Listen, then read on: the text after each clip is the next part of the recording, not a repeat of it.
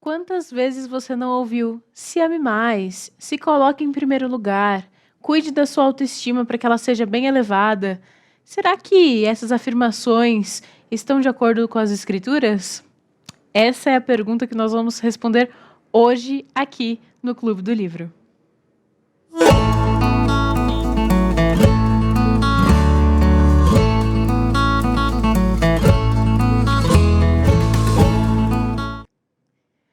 O Clube do Livro começa agora e é com muito prazer que eu já te convido a se sentar aí no seu sofá ou na sua poltrona, colocar o seu notebook, seu celular, sua TV numa posição muito boa para você assistir, para você tomar o seu café, para você anotar até as informações que nós vamos dar aqui nesse bate-papo que vai ser muito bom sobre autoestima. Quando a gente abre aí as redes sociais, quando a gente abre a internet, o que aguça os nossos olhos, na verdade? O que as pessoas têm falado sobre nós e o que a gente espera e o que a gente tem de expectativa a respeito da nossa autoestima.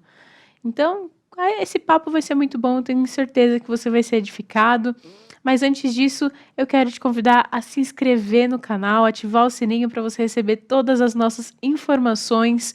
Inclusive, se você quer adquirir esse livro que nós vamos falar hoje, do Autoestima, do Jay Adams, acesse o site da nossa editora, editorebron.com.br, e corre lá, coloca no seu carrinho, porque vai ser uma boa aquisição. Bom, antes de começar tudo, eu quero chamar aqui um videozinho para a gente saber sobre esse novo streaming da IPP-TV, para você maratonar todos os seus programas. Roda aí! Eu tenho uma super novidade para você. A partir de agora, todos os programas da IPP-TV já estão disponíveis para você maratonar quando e onde quiser. Espera aí, Lídia. Você disse todos? Isso mesmo. Você pode assistir todos os programas gratuitamente no nosso novo canal do YouTube, IPP Play. É conteúdo de qualidade à sua disposição em apenas um clique. Para isso, basta só você se inscrever no IPP Play. Perdeu o seu programa preferido da IPP-TV? Não tem problema. É só acessar o IPP Play e assistir todos os programas que quiser, a hora que preferir. Lembrando que o canal oficial da IP Pinheiros vai continuar com transmissão 24 horas da IPP-TV, a sua TV missionária. E lá você vai poder assistir cultos e mensagens e poder assistir de novo e até compartilhar. Gostou da notícia? O IPP Play vem trazer mais conteúdo cristão para a internet. Vamos juntos propagar a palavra de Deus neste grande campo missionário. IPP Play, o conteúdo da sua TV missionária a um clique de você. Bom, você já viu aí que onde você pode acompanhar todos os nossos programas, tudo que a gente faz aqui na IPP-TV, vai ser muito bom para você assistir todos os programas, maratonar, enfim. Agora eu quero apresentar o convidado de hoje. O convidado de hoje é um convidado que já veio aqui no Clube do Livro e com certeza vai aparecer aqui mais vezes, que é um convidado muito querido, pastor Robert Mota. Ele que é casado com a Priscila, é pai da Helena e da Laís, duas crianças muito fofas, e a gente traz aqui no futuro bem próximo as meninas para fazer um Clube do Livro, né? Se Deus quiser. Boas leitoras elas serão, com certeza. Sim, sem dúvida, sem dúvida. Letícia, muito bom estar com você. Muito bom, pastor. Mais uma vez. Eu ia falar isso agora para o senhor, que é um privilégio sempre tê-lo conosco. O pastor Robert é um querido, assim, já considero meu pastor aqui, ó. Opa, deixa ele ouvir isso não. Deixa ele saber.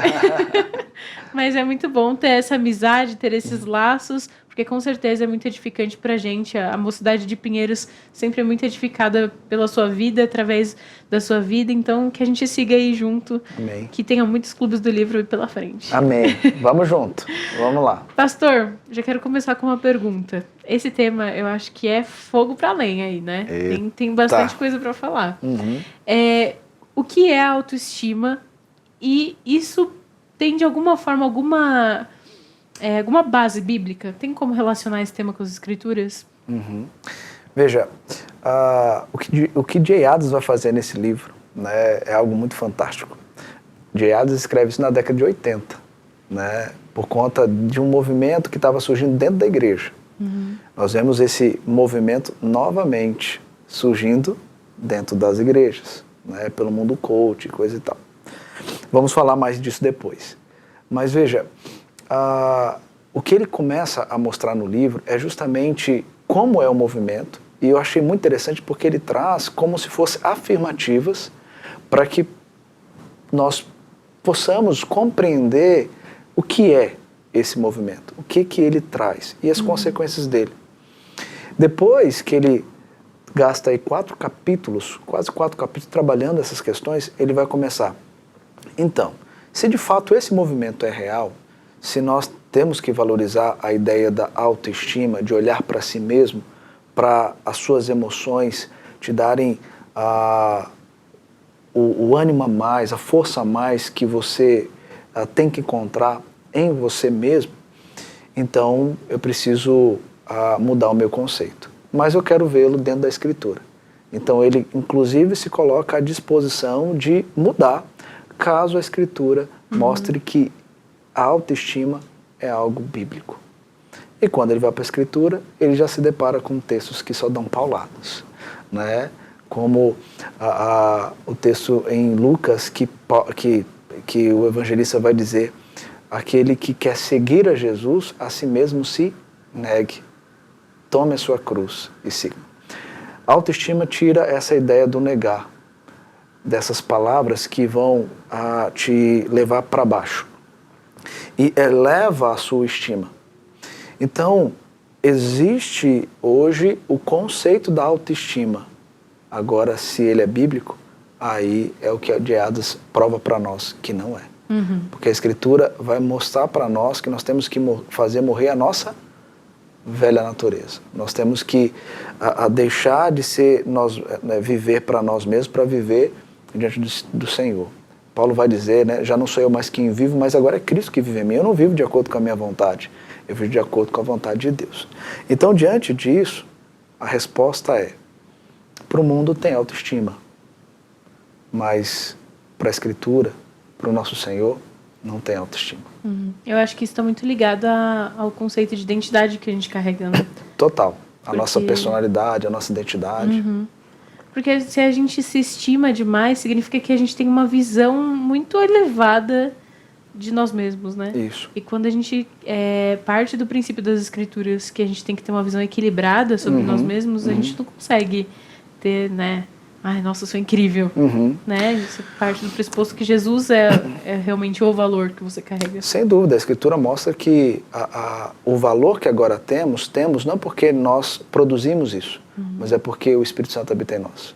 Nós somos valorosos não porque nós produzimos o que é bom. A Escritura, inclusive, tende a dizer que nós somos maus sem Cristo, né? Salmo 14 vai dizer lá que o Senhor olha dos céus para ver se há alguém que faça o bem. E ele vai dizer que não há nenhum justo sequer.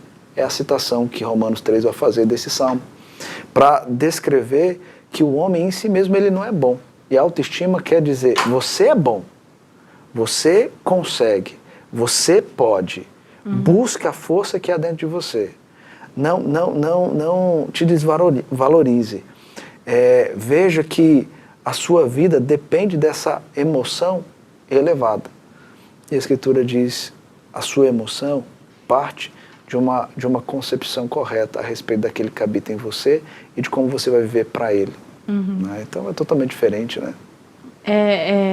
Eu só tive essas escamas caídas quando eu li esse livro. Porque a gente escuta muito e é um engano que as pessoas não param. Acho que esse é o ponto. As pessoas não param para refletir se isso é bíblico. Porque é tão normal na nossa sociedade, né? E isso parte de um problema, né, que nós vemos na igreja desde sempre. Desde lá do Antigo Testamento, Deus está falando para Israel que eles precisavam fazer o quê? Guardar os mandamentos. E o povo esquecia, o que acontecia? Punição. A mesma coisa é conosco. O povo tem esquecido de estudar a Escritura e avaliar todas as coisas através dela. Por que nós falamos tanto hoje em cosmovisão cristã? Parece que no movimento reformado nós temos algumas modinhas, né? Não, mas não é.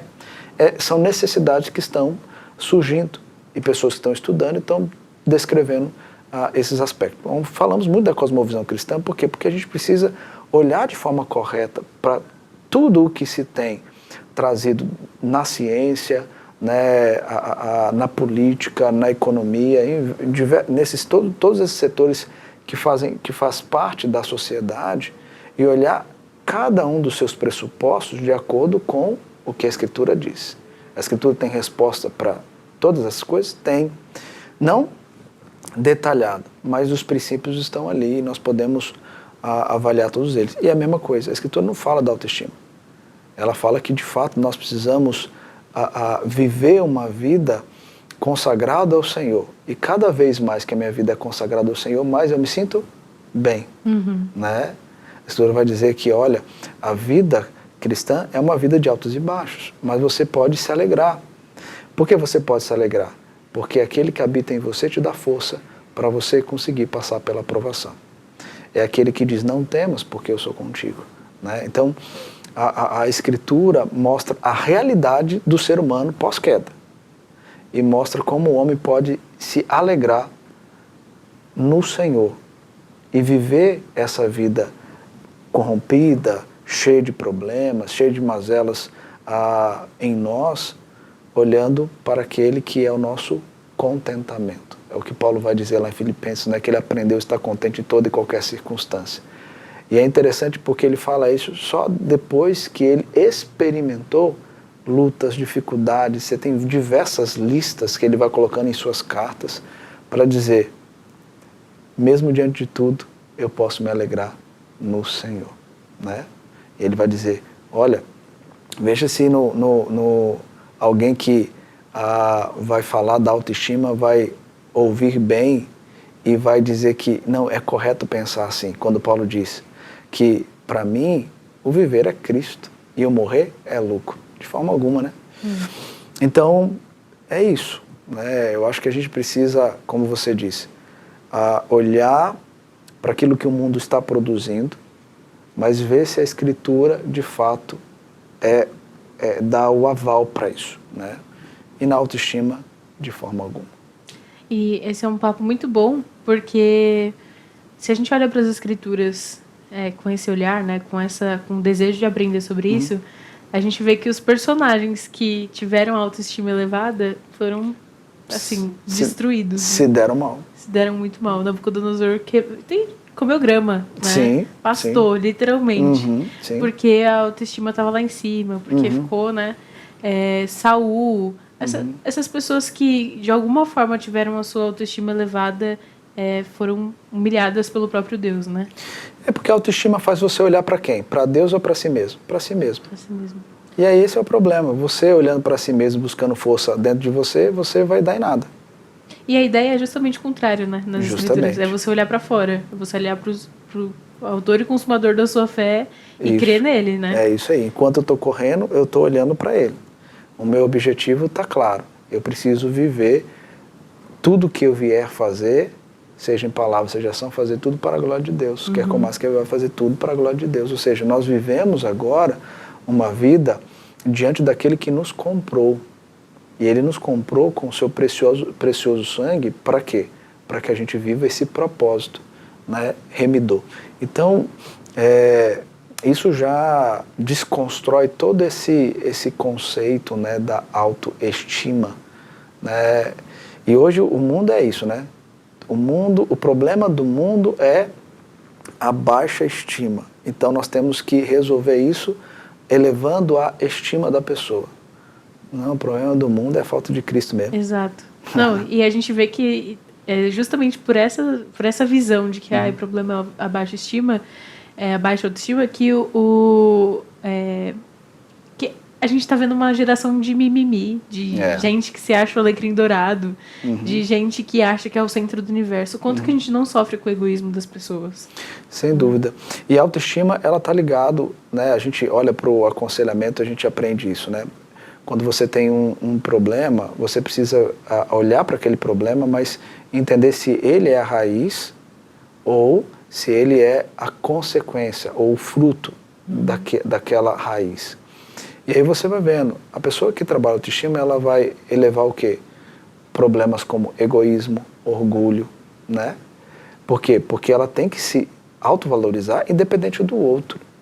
Ela precisa olhar para si mesmo. Eu estou vivendo diante de uma competição, né? Então eu tenho que olhar para dentro de mim e me valorizar, porque o outro não vai me valorizar e eu não posso me sentir mal porque o outro não está me valorizando. Eu preciso me valorizar independente de qualquer coisa e fazer, porque eu posso, eu consigo e eu sou bom. E é uma filosofia que te leva só para um buraco de frustrações, né? Porque você não vai conseguir se suprir, né? Talvez só por um momento, né? E aí depois você vai ver que, peraí, eu não estou me sentindo, né, bem. A minha emoção não é a emoção que eu esperava, né? E aí começa o desespero, né? Com isso vem, né, diversos problemas, né? Porque quando você é determinista em eu vou, eu faço, eu consigo, e o mundo te mostra que não é assim, é Deus que te capacita, é Deus que abre a porta, é Deus que te coloca onde você precisa estar, e você esquece disso para olhar somente para você mesmo, você vai se frustrar, porque a tua força, ela vai ser minada quando a barreira chegar e ela não te permitir ultrapassar. E aí você vai se ver desesperado, e agora? Né? O que eu vou fazer? E aí você não consegue, né? E aí você chega naquela conclusão que Eclesiastes chega, né? É tudo vaidade. Tudo vaidade. Porque você começa a ver que não tem sentido em nada. Nada tem sentido, nada. É um vazio muito grande. E tanto quando a gente depende da opinião alheia, totalmente, ou quando a gente acha que a gente é o centro e a gente vai conseguir se responder, a gente vai conseguir se autoafirmar. Então, quando a gente olha para Cristo, é como o Senhor disse, é ali que vem a resposta certa, assim, minha identidade está nele. Justamente. O que eu devo saber sobre mim e desejar sobre mim é o que ele pensa e deseja sobre mim. E isso vai pautar tudo, né? Quando alguém te disser algo sobre você, você primeiro vai avaliar se aquilo está dentro da perspectiva do próprio Deus, né? Sobre Justamente. E assim, o nosso olhar bíblico é diferente, porque a gente olha o coração. Quando a psicologia ela entra e vai trabalhar esses conceitos, né? Tem algo que é muito usado ainda dentro da psicologia, da neurociência, que é a pirâmide de Maslow. É uma pirâmide que você vai ter que passar por diversos estágios para chegar no topo, que é a estima elevada, né, a autoestima. Então, primeiro, as necessidades físicas, e aí ele mostra como que o ser humano ele precisa buscar para que ele se encontre agora com a sua autoestima. E isso foi muito trabalhado, e é muito trabalhado hoje, né? Inclusive de Ada cita, né, Maslow, cita Adler, cita também, né, Carl Rogers, que trabalhava muito o conceito da emoção. E você vê que hoje, né, o mundo terapêutico, ele trabalha o quê? As emoções. E não trabalha a raiz que leva à emoção. E é onde que você vai começar a encontrar pessoas frustradas, desanimadas, e você vai tentar elevar a estima dessas pessoas, só que você vai buscar palavras que vão trabalhar na emoção e não no coração. E por não trabalhar no coração, você pode ter um estágio de melhora, mas não de permanência nessa melhora. Por quê? Porque você trabalhou a emoção. E a psicologia ela tem essa tendência de focar na emoção. Né? É a emoção que tem que ser trabalhada, são as emoções que precisam trabalhar. Né? Aquela motivação humanista, né? Para a pessoa se sentir bem. Você tem que se sentir bem com você mesmo. Então, acho que já é um outro ponto, né? Essa questão de se sentir bem é uma busca frustrante por satisfação plena, né? Que é o que a gente vai falar que é só em Deus que a gente encontra. Total. A gente olhando para nós mesmos, a gente vai achar só decepção, né? E é muito bom olhar para a graça de Deus e ver que mesmo pecadores, né, nascidos do pecado, ele tem prazer em nos transformar e se regozija em nós, né? Imaginar que a nossa autoestima verdadeira, se é que existe esse termo, mas o nosso valor que a gente encontra é naquele dia em que ele vai apresentar a gente, Cristo vai apresentar a gente diante de Deus exultante, né? De forma imaculada e bela, né? Então não é baseada no que a gente tem agora, que é o valor que a gente acha, mas é olhar para as Escrituras e ver, nossa, apesar de eu ser tudo isso, apesar de eu ser ruim, pecador, enfim, Jesus ainda vai me apresentar imaculado diante de Deus como igreja, né? Isso é lindo, né? Isso trabalha na minha emoção, mas antes trabalha no meu coração, né? Então isso é muito importante a gente pensar. E esse movimento, né, inclusive a Jane Addams fala lá da década de 80 que surgiu, que é da Nova Reforma, eles estavam desconstruindo o que foi a Reforma. Por quê? Porque para eles a Reforma só vai falar do homem como um ser depravado, né? Então eles levantaram uma ideia de uma nova reforma para mostrar, não, o homem não é depravado, ele é valoroso em si mesmo, ele é bonzinho, né? Então, ou seja, praticamente eu nego a Escritura para evidenciar o que? O antropocentrismo, né? O homem no centro, né? E aí nós temos os problemas, né? Muitas músicas hoje, inclusive, né, o desbravador desse movimento, ele falava que você precisava mexer nas músicas das igrejas, né, tirar essas partes mais pesadas de pecado, né, de depravação, e colocar termos que traz algo bom ao ouvido, né? Que soa bem, né? Porque ninguém quer ouvir que você é mau, né? E que Deus é bom e pela justiça dele é que torna você alguém. Não, você precisa desconstruir. Então ele falava, olha, você tem que mexer nas músicas, você tem que mexer na pregação, né? E também mexer com os pais. E aí é um outro problema. Por que mexer com os pais? Porque os pais têm que, desde criança, ensinar os seus filhos a trabalhar essas emoções positivas. Então você tem que tomar cuidado com a correção, né? E aí vai desconstruir tudo que a Escritura ensina, né? Nossa, e isso realmente a gente vê que está acontecendo, né? Os lugares, infelizmente. A gente vê como isso afeta a nossa sociedade, como isso afeta a igreja. Ver as músicas que são cantadas hoje em dia, não estou falando especificamente de alguma banda ou algo do tipo, mas se a gente para ver as letras, tem muito eu, né? Muito eu. Eu que me aproximo, eu que chego. Lá atrás, não sei... eu declaro. Eu declaro. Mas não é do seu tempo, né? Mas lá atrás do meu tempo tinha música, né? Quero que valorize o que você tem. Você é um ser, você é alguém tão importante, né? Para Deus. Mas é uma música que olha somente para o homem, né? Exato. Esquece que nós somos nada, somos alguma coisa pela graça bendita de um Deus que manda o seu Filho morrer na cruz para derramar o precioso sangue, nos comprar aquele sangue para sermos agora nova criatura. E 1 Pedro vai dizer que por meio da redenção é que agora nós temos uma viva esperança.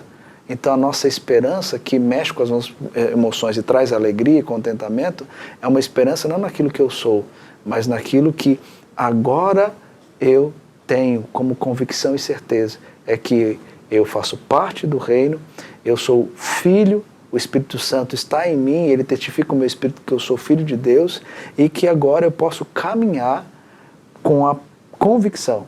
O céu é esse lindo lugar, né, que eu vou ali habitar. E essa perspectiva, né, cristã bíblica, né, de realidade, de você enxergar a realidade com os olhos espirituais, de fato, os olhos verdadeiros, faz com que a gente encontre a beleza realmente de Deus, a gente se deleite nessa beleza, né? O senhor falando agora, eu lembrei da Fanny Crosby, né?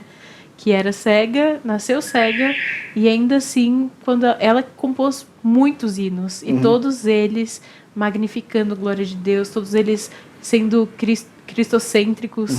E quando perguntavam para ela sobre a questão da cegueira, né, ela falava assim, eu entendo isso como um privilégio, porque o primeiro rosto que eu vou ver vai ser o de Cristo. Amém, glória a Deus, até arrepio. Eita, lasca. Até arrepio. Porque ela não entrou para esse lado da autoestima de vitimização. Nossa, eu sou uma vítima, eu sou uma coitada. Não, ela falou, eu tenho um privilégio, eu tenho um privilégio que vocês não têm. Porque eu não vou ficar perdida com as belezas desse mundo. Eu vou olhar somente para Cristo. Que lindo, que lindo. E acho que é essa perspectiva que a gente tem que ter e quer trazer aqui no Clube do Livro hoje. Legal. Sobre uma questão de identidade, né? De a gente não precisa que alguém dite pra gente quem a gente é ou que nós mesmos busquemos isso, né? A gente fica tentando insanamente buscar uma resposta sobre nós, sendo que, na verdade, a Bíblia fala coisas belas sobre nós, né? Mesmo apesar de quem nós somos. Ela fala coisas boas a nosso respeito, né? A dinâmica, né, da Escritura é Deus revelando o nosso problema, né, do pecado, mas o que ele faz logo na sequência? Graça. Ele mostra o pecado e depois ele mostra a graça. Porque onde abundou o pecado, superabundou a graça. Então esse Deus maravilhoso, ele mostra, olha, você é isso, mas olha o que eu faço com você. Eu dou o meu filho unigênito, para ir ao mundo, se humilhar e ali dar a vida para o teu resgate. E eu te resgato. Eu que te escolho, eu que te resgato, eu que te transformo e eu que te dou agora a eternidade. Então, a nossa alegria, o nosso contentamento está na certeza de que nós somos filhos de Deus e que podemos passar pelas lutas e dificuldades desse mundo, mas crer que nós não estamos sós. Ele está conosco e estará conosco para todo sempre. Né? Que então, é muito bonito essa promessa, né? Porque é uma promessa de Deus. É uma promessa. Eis que estarei convosco. Até a consumação. E a gente não precisa de... O que mais que precisa, pastor? Tem alegria melhor do que essa, meu caro ouvinte? Não tem. Não tem. Não tem. É muito bom. Isso sim trabalha as nossas emoções. Isso eleva a nossa alegria a olhar para o autor e consumador da nossa fé. Exato. E não em nós mesmos. Porque se fosse nós, misericórdia. Se a gente vasculhar a gente... E só tem... Nossa. Só tem vasculho, como ainda bem que tem por aí. graça e misericórdia. Misericórdia se renova, inclusive, a cada manhã sobre nós. E a gente começa a desejar e contemplar mais a glória de Deus. Porque como pode um Deus santo, maravilhoso, que fez toda essa obra, olhar para mim, verme que sou, como diz os hinos antigos, e me amar. Né? E é isso que os hinos falam, né? Justamente. Eu sou um verme, mas Deus olhou para mim. E veja, e isso é muito sério, o que a gente está falando aqui é tão sério. Você vê que o Jay Adams, até o meu livrinho é mais antigo que essa versão aqui, Jay Adams, ele vai trabalhar isso, porque era um problema que ele já estava vivenciando lá na década de 80. Mas olha para os movimentos coachings hoje, dentro da igreja. Pastores coaching, pastores que eram reformados e começaram a caminhar para essa direção, porque isso enche a igreja. Porque o ser humano, ele é o quê? O ser humano, ele é cheio de afeições, ele necessita disso. E aí você começa a trabalhar o coração no sentido de trazer a emoção, né? Começa a falar palavras doces, a musiquinha no fundo, né? A musicoterapia ali no fundo, aquilo começa a mexer, aquelas palavras, aí a pessoa começa a chorar, não é isso que eu quero. E aí você vê que essas igrejas, elas incham. Por quê? Porque aquelas pessoas estão ali para se sentir bem naquele momento. Do que vem dali para frente, eu que decido, eu que escolho, né? Se eu vou de fato viver mesmo para Deus ou não. E isso é um problema, porque várias igrejas estão fazendo isso. Eu lembro que eu fui visitar a minha cidade, e aí o pastor lá me deu a oportunidade de pregar, e um colega meu foi lá me ver, e ele falou, cara, ele não estava na cidade, estava na cidade, mas há muito tempo que eu não escuto um sermão bíblico. Porque os sermões que nós temos escutado é muito sermão, água com açúcar, aquela coisinha que trabalha mais a emoção. A gente precisa ser todo tempo confrontado. E é isso que Deus fazia com quem? Com Israel, né? Todo tempo Deus tinha que chamar aquela atenção daquele povo. Coloca os profetas para exortar eles. Estou fazendo minhas devocionais de Jeremias, cara, cada paulada que Deus mandava através de Jeremias. Né? É uma dor boa. Porque a gente precisa enxergar. A gente vai adorar os deuses ou vamos adorar o único e verdadeiro Deus? É verdade, pastor. Então, acho que esse é o ponto. A gente adorar o único e verdadeiro Deus. E contra essa ideia de autoestima de adorar a nós mesmos, né? Isso. Criar esses ídolos internos. Isso. Pastor, muito obrigado pela sua companhia. Passou muito rápido. A gente não falou quase nada do livro. Vamos fazer parte 2, então. Então, ó, pessoal, compre o livro. É esse aqui, ó. Autoestima. O pastor está com a versão antiga, a versão raiz. A gente está com a versão da mais Nutra nova. Publicações.